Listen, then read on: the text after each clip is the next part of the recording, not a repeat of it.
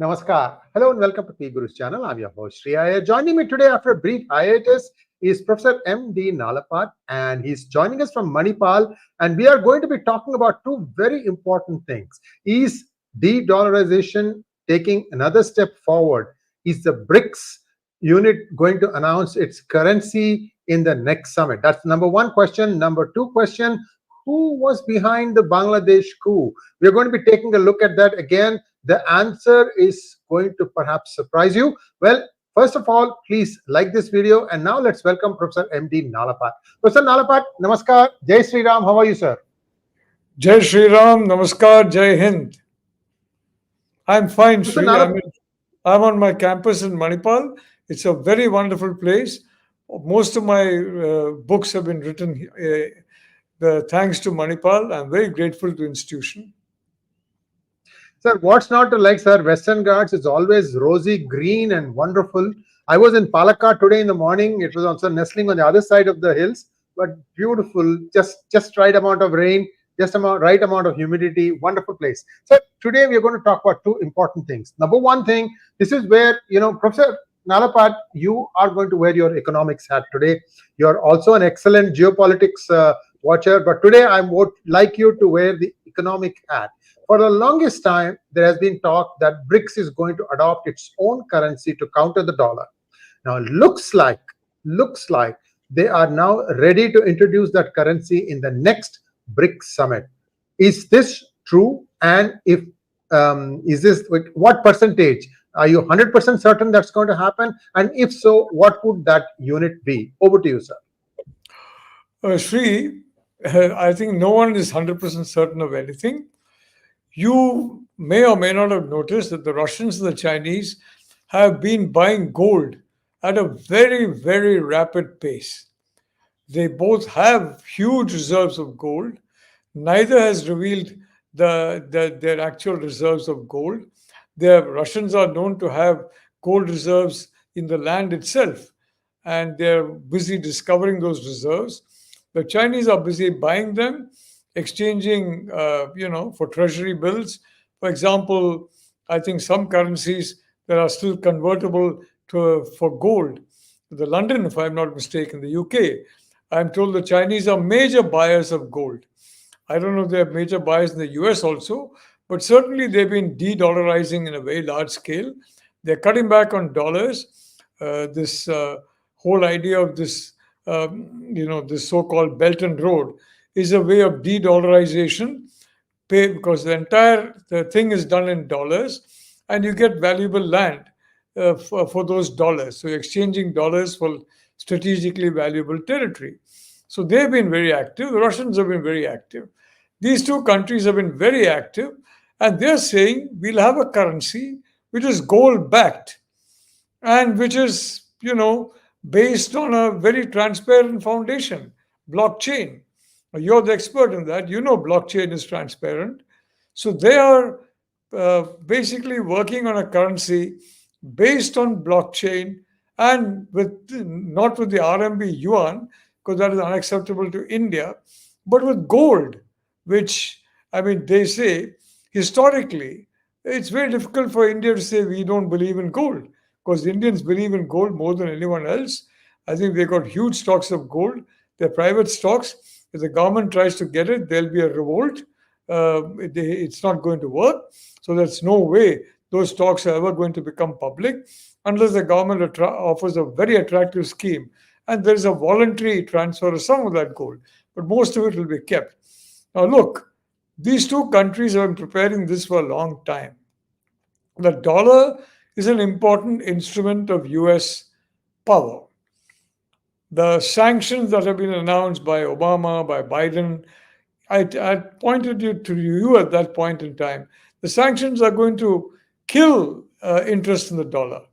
And now you're seeing, even in the case of Saudi Arabia, you're seeing very clearly that the royal family is very clear on that matter.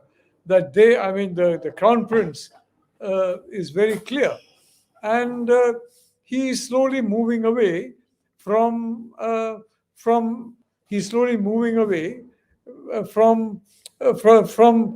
complete reliance on the United States to basically reliance on uh, uh, on other countries as well.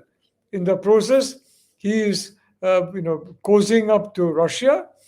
He is definitely cozying up to China. He knows China is the other superpower challenging the US. He knows Russia and the US are at war in Ukraine. It's an indirect war, but it's war nevertheless.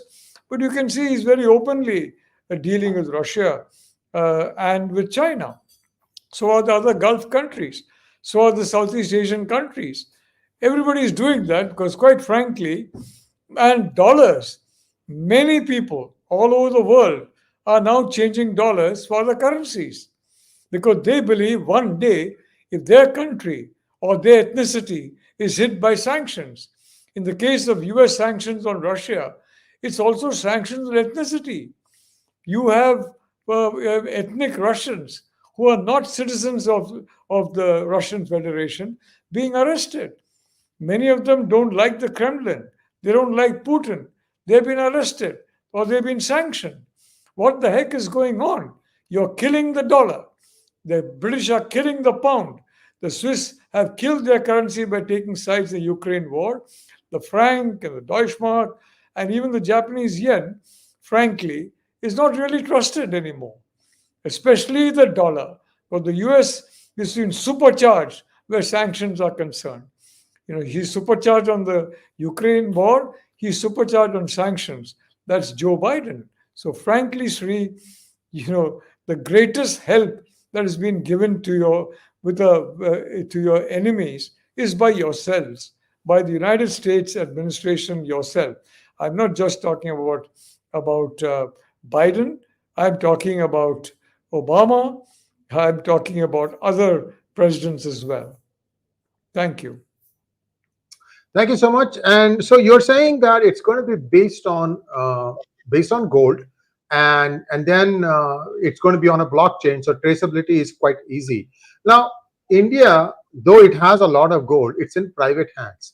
Now, what will happen is you'll have to come up with a relative measure of the strength of your buying power vis-a-vis the Chinese yuan or the Russian ruble. How do you think that negotiation is going to go if India cannot produce the gold as like we have it in our central bank? Look, when you're talking about a blockchain kind of thing, the market mechanism works and you can't fix the market. Let's face it. You back it with gold and you back it with blockchain. It's the market mechanism after that takes over. And the Chinese know that. The Russians know that. The Brazilians are not going to be happy. We are not happy. So I'm not very sure that this can be introduced in this particular meeting of the BRICS. They'll certainly make an effort. I'm sure Brazil is not very keen on it. I don't know about South Africa. They may agree to it. They've agreed to a lot of things recently, which frankly I never thought they'd agree to. Most likely they will hold back at this. Although South Africa also has got some of its gold, but nothing in the profusion of Russia and China. So you have Brazil and India. So I'm not entirely sure it will come through, but finally it will come through. And if you have a currency based on gold and on blockchain, the whole world will turn to that currency. It will be the most stable currency in the world. It's not a paper currency anymore. It's not something that you can print endlessly, like the Federal Reserve has been printing dollars endlessly. During COVID and since COVID, you've got a $36 trillion. I mean, what kind of a debt is that? It's unsustainable, except that the dollar is the world reserve currency. You take away that position, the entire dollar falls flat. So that is the aim of the Chinese, frankly. The dollar will lose its value. It will no longer be accepted as the world's store of value, as a medium of exchange. It's a store of value now. People keep their money in dollars, either in dollar accounts or even in dollar bills. And one thing about a dollar has never been, demonetized. So it's never been demonetized. And from that point of view, but the problem is when you have a currency based on blockchain and which is based on gold, it's very difficult to argue as a free market man as a market man against it, Sree. It may be Russia and China that are promoting it, but how do you argue with that kind of a currency, Sree? So, Professor Nalapat, I'm playing it down a little bit to try and see how this thing is going to be implemented. You have to have some sort of an escrow body that has the gold so that they can say that a certain country can issue so much against that. How do you see that playing out? Is there going to be an escrow party to do it? Or how do you think on the ground it's going to be implemented? I give you a practical problem, Professor Nalapat. Dollar crashes, rupee starts appreciating. All your loans, all your stuff is bad. It's assuming that there will be a certain amount of inflation and the rupee will gradually lose value against the dollar. India goes berserk if it sees rupee appreciating. How do you see all this thing play out in the market? Well, first of all, I don't think it's a tragedy for the rupee to appreciate.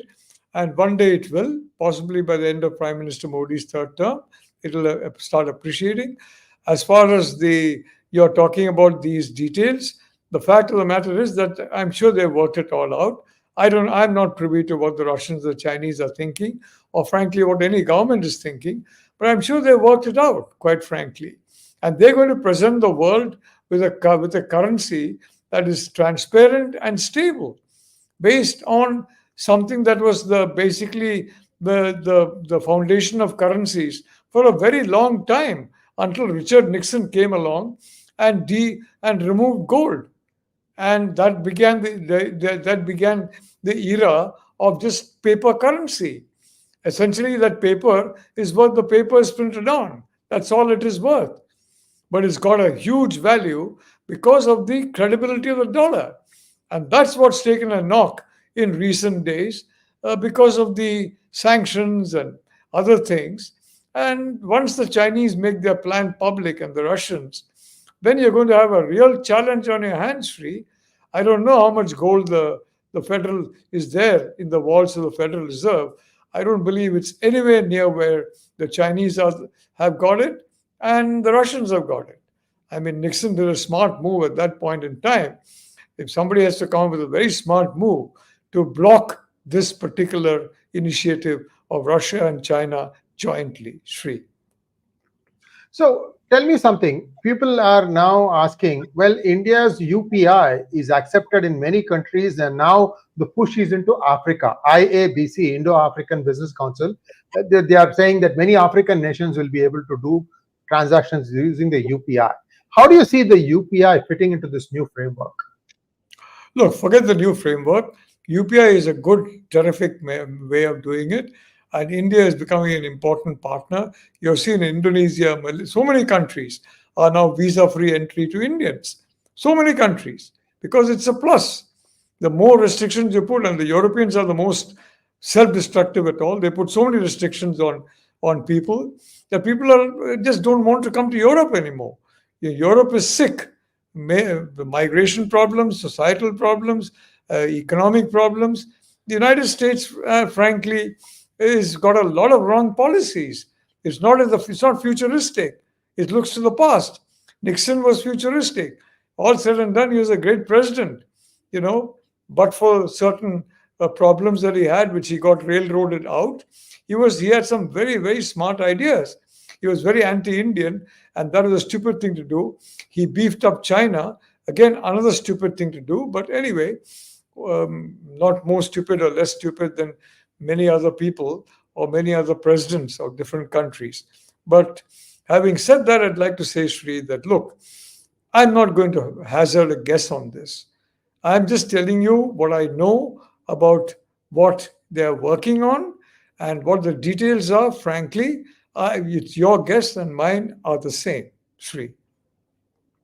Thank you so much. And I think China has already come out with what they call a standard, because they have China, Hong Kong, and Thailand.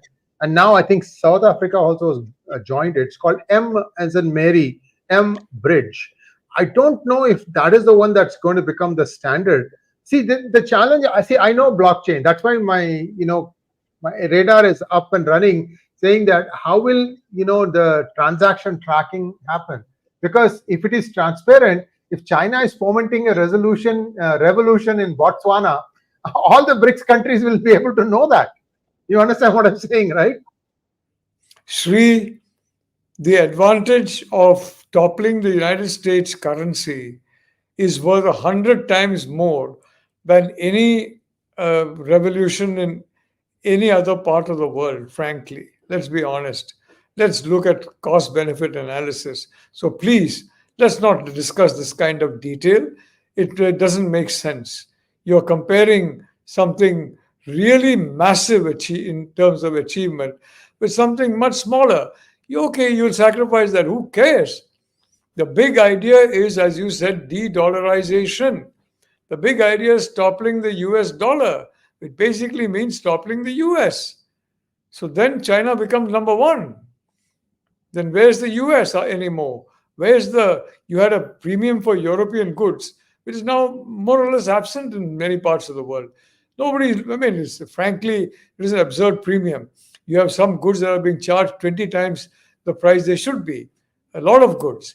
But now that premium is got to come down because you have seen competitors and people are buying that. They're not buying European anymore. The US premium is also going down. Fortunately, the Chinese premium is not going up. But frankly, Sree, I think personally these guys have got a great idea and they're going to go into a blockchain and they're going to go for gold. From the limited knowledge I have, from the limited access I have to these two countries' inner councils, which is hardly anything, frankly, but it's there still somehow. Of course, I'm very friendly with the Russian side. The whole of India is. The Chinese side, they're enemies now. But even then, there are a lot of people in China who are not very happy with the current leadership. But that's a different matter altogether. I'm not dealing with any of them or anything. But let's put it this way. This is the game plan. And how the details are going to be worked out, what's going to be worked out, frankly, your guess and my guess, we can both say what we think is going to happen. We'll both be right within our parameters of knowledge. Sree. Thank you so much, Professor Nalapat. And now, second part of our conversation. So here's where things get really interesting. So let's play out what happened in Bangladesh. So we said, well, United States is behind the whole thing. This guy, Muhammad Yunus, is very close to the Clintons, to the Democrat, to the US, or whatever. And he has been parachuted in as the replacement, yada, yada, yada, yada. So based on some of these things, we all said that it was the United States that was behind the coup that took place in Bangladesh. And in fact, to add insult to injury, US was among the first to recognize this non-elected government also. So people are saying, look, it has to be the US because they were one of the first to recognize it. But Professor Nalapat has a different view. Over to you, Professor Nalapat. Frankly, Sree, I don't know how you're saying being the first to recognize means that you have carried out the coup. The United States is very, very clumsy in, frankly, in its messaging. And it messaged all over the place that it doesn't like Sheikh Hasina. The Chinese bided their time. Sheikh Hasina went there and found out they didn't like her at all, and she came back alarmed. But till that time, they had been, what they say, stringing her along. The Chinese are very good at camouflage. The United States is horrible at camouflage. Administration, I mean.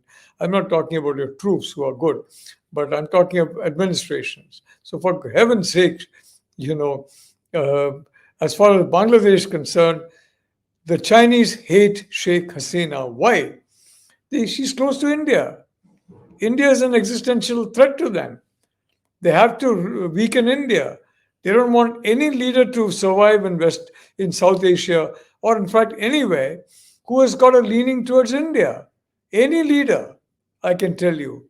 So, and of course, you have the United States flashing red lights all over the place. And so, the whole world jumps up. You have the Sino-Wahabi lobby, the Sino-Russian lobby, very active in generating. The Russians and the Chinese work together, except the Russians don't do anything against us. That's because of Prime Minister Modi and Putin's relationship, the Russians don't act against us.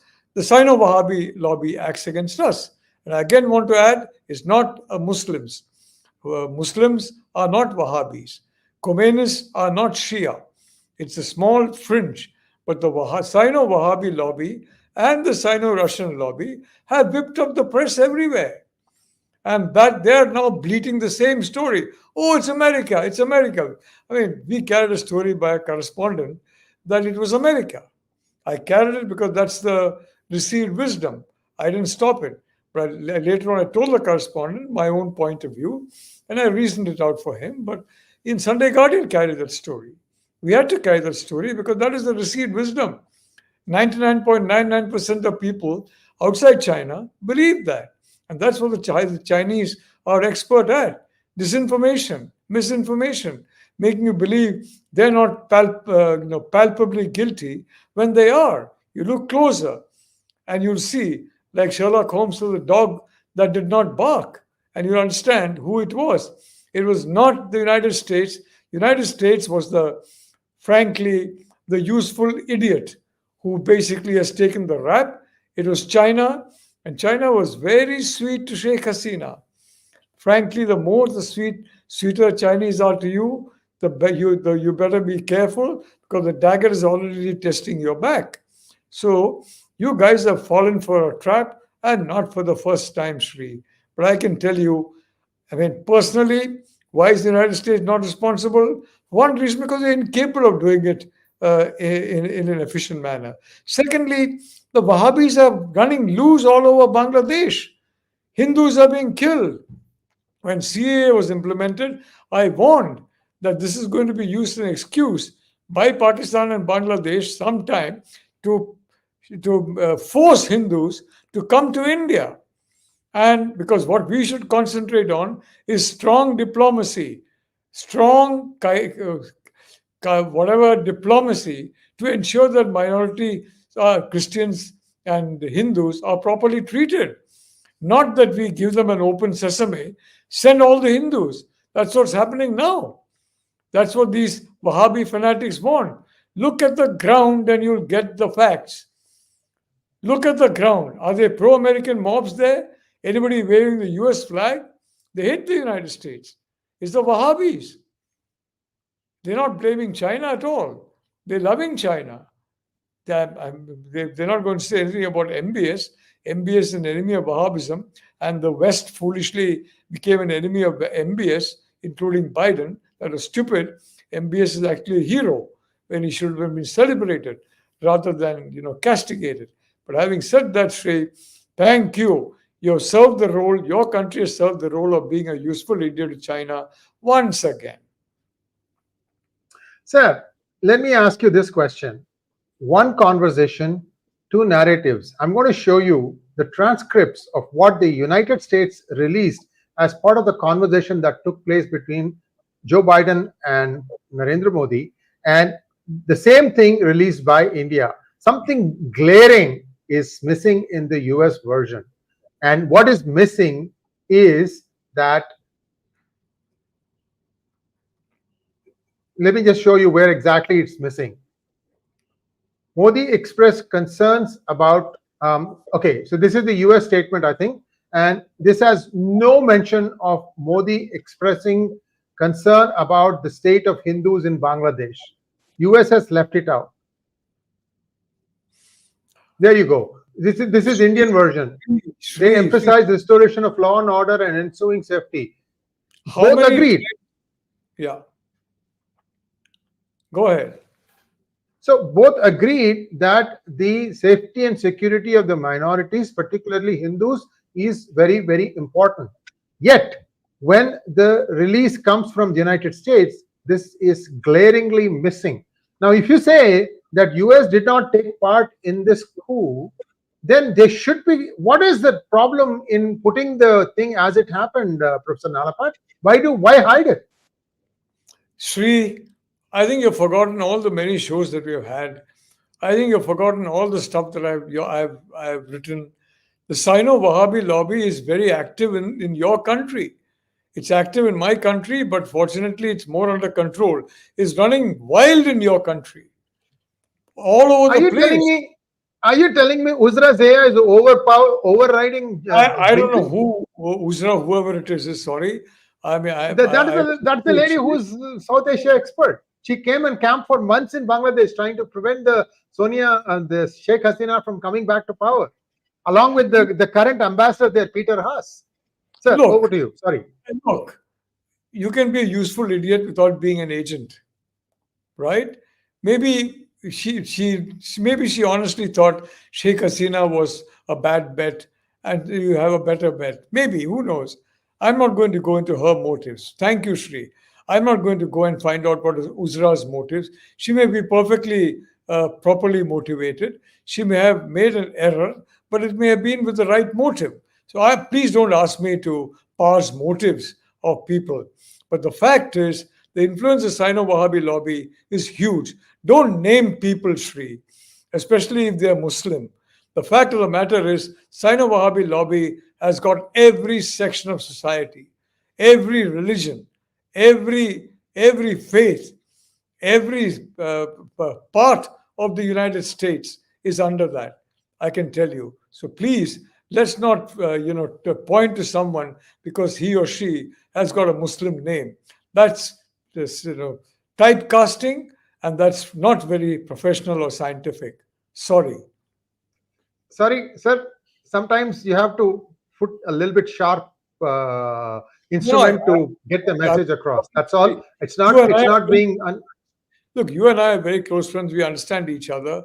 I can talk frankly to you. You can talk frankly to me, and I'm very happy to come on your show because it's a very wonderful show, and you've done a lot of tremendous service. So it's always a pleasure to come on your show, Sree.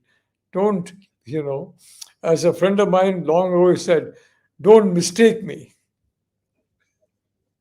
Sir, that's fine, sir. I point taken.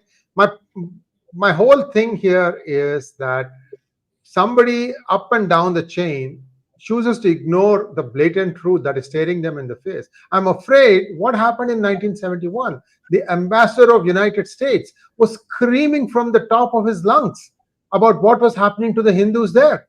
And yet Nixon completely ignored it. I'm afraid that something similar is being tried now again. And if they didn't have any role in the coup, then why hide that? Sree, we've already said in this show right now, some time ago, that the United States hated Sheikh Hasina. And they probably thought that she's, whatever, she doesn't listen to them. Let's be blunt. Sheikh Hasina did not listen to the United States. And frankly, she listened a lot to India. She listened a lot to China. But she did not listen to the United States. And the US dislikes people who don't listen to it. Frankly, Prime Minister Modi is an equal, and he goes as an equal, and he has no problems with the United States. But Sheikh Hasina, well, she did not treat the United States with the respect that the United States feels it deserves. And so they didn't like her. They wanted her out. They wanted somebody who cringes before them and who may stab them in the back. That's the problem with your politicians. They love people who kiss their feet and then who stab them in the back. Well, Professor Nalapat, I think we have each other's perspective clear now. Now let's take a few questions. If you don't mind, sir. Just a few, please. I have other things going.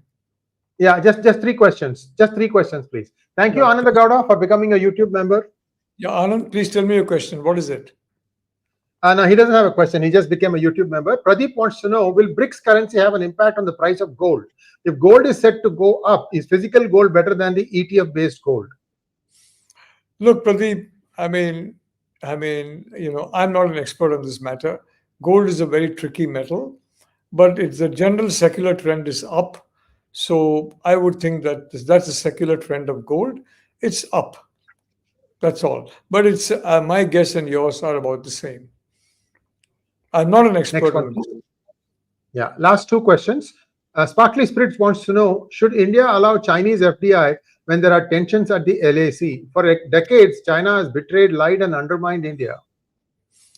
In my view, no, absolutely not. Because there will be Trojan horses in India. You have economic arguments, you got so much employment, you got so much of this. For example, Chinese electric vehicles. I praised Justin Trudeau in a tweet today because he slapped 100% duty on Chinese EVs. We should do the same in India. Prime Minister Modi, the Sino-Wahabi lobby hates him. And what they may say, and the problem with that lobby is when they hate you, they are the nicest to you. The problem is that they treat you very well. Prime Minister Modi is smart. He knows the situation. I'm sure he's figuring it out. But I would say it's better to have our own EVs than have Chinese EVs. And I think we should also levy 100% duty on electric cars made in China because they can be snoop machines free. But I do believe, frankly, that the government is fully capable of internalizing that, and quite probably you will have corrective measures taken very soon. Last question. Thank you, Rahul Kulkarni. Everyone has so much advice to Modi. All we need to know is what should we do? Iyer sir, why can't you file cases against Soros cabal in US? Sree, using Soros cabal in US, you're going to go to court with evidence. You may have Sree Iyer show, you may have YouTube channels, you may have others who, again, go online, offline, talking about it. Frankly, these are smart guys. They know how to cover up their traces. So even as far as George Soros is concerned, I don't believe he's got the kind of influence he's supposed to have all over the place. Certainly, he hates certain countries, including India, and he loves certain countries. That includes, in my view, China for some reason. But he has his own motivations for that. But very, very frankly, I'd like to say filing cases. I mean, how long does it take for a case to be heard in India? On average, not a very short time. So please, please, Rahul, let's be real about this. Thank you. Thank you so much, sir. Namaskar. And viewers, please like, share, and subscribe to our channel. Don't forget to click on the bell button for notifications. Professor Nalapat, I'm looking forward to again seeing you very soon again, sir. Take care. Sree, I want to say that you and your viewers are a wonderful set of people. You got wonderful questions thrown at me, and I gave frank reply because that's what they would expect. For in a Sree Iyer's channel, they'd expect total transparency, as you have in blockchain, for example. Namaskar. Thank you so much. And viewers, one last thing. Nalapat asked me to write an article about blockchain, I think 6-7 years ago. And that appeared in it's like almost 3/4 of a page in Sunday Guardian. I have the actual print paper in the United States. And I'll try to share the link in this conversation so you guys can read about it and look at the time it was written. So it gives you an idea of the importance of this that was identified then. Thank you so much, sir. Namaskar. We'll write another piece now for Sunday Guardian on blockchain, and I will carry it. Keep writing. Don't stop writing. Namaskar. Jai Hind.